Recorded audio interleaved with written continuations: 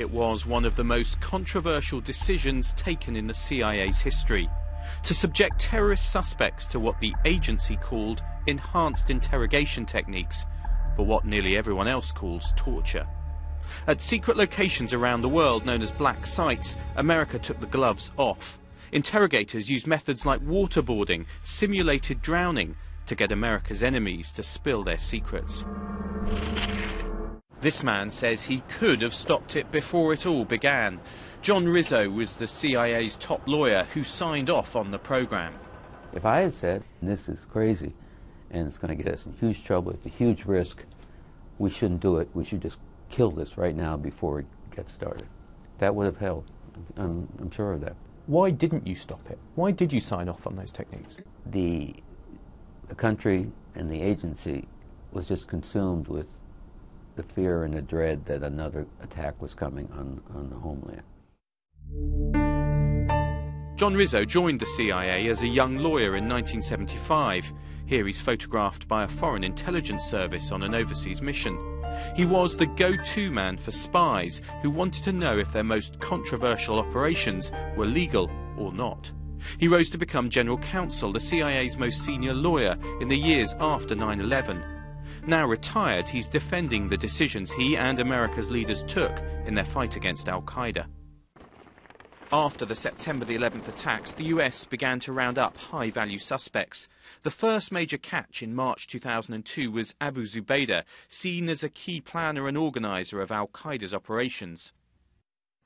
Under questioning by the FBI, Abu Zubaydah identified the architect of the 9/11 attacks.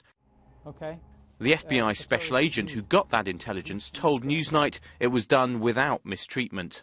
We were getting actionable intelligence. This actionable intelligence have the possibility of saving lives. But the CIA believed Abu Zubaydah knew more, including about possible planned attacks.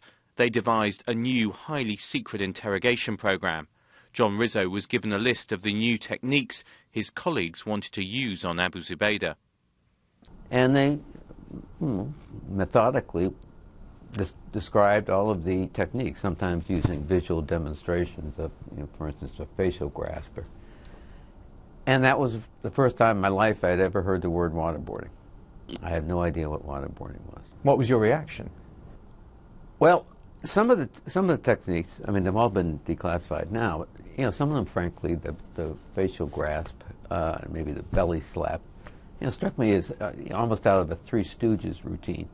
But others, especially waterboarding, and also the sleep deprivation technique they were describing, which would involve extended periods of time without sleep. Frankly, they struck me as something terrifying. President Obama has described the enhanced interrogation program as torture. Do you agree with him? If it was torture, CIA would not have done it. But isn't that because you've defined it not to be torture as the lawyer? Well, yeah, I have interpreted, and more importantly, the highest legal authority in the executive branch interpreted it as not constituting the legal definition of torture. But now almost everyone else seems to think it is. Well, there seems to be a substantial opinion in that direction. On taking office, President Obama's new team shut down the enhanced interrogation program. But when Rizzo met Obama's key aides, he discovered they wanted the CIA to do something else, accelerate massively its program of drone strikes. The new president wasn't going to take any prisoners. A mistake, says John Rizzo. Killing a source of information should be the last resort, not the first resort.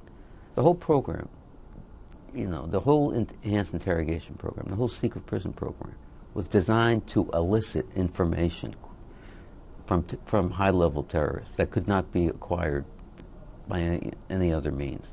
That's what it was about. That's why these people, there were great pains made to capture these people, keep them alive, and get them to talk.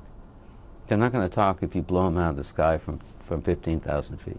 But the eliciting of information through waterboarding damaged America's reputation abroad and angered some at home. It was simply too much for many to stomach. Immoral, many felt. Illegal, some said. But the lawyer who had to authorize that decision is unrepentant. it's not easy. It's not an easy job to have, to be a lawyer for an intelligence agency. Involved moral conundrums and quandaries? Yeah. Were there moral issues for you in trying to work this out, or was it a practical legal issue?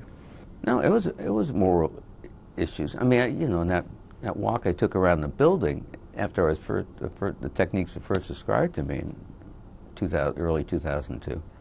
And I first saw it. I can't believe I'm even considering this. But you said yes. I did say yes, and it wasn't easy. But I mean, to this day, I don't think I had any other choice.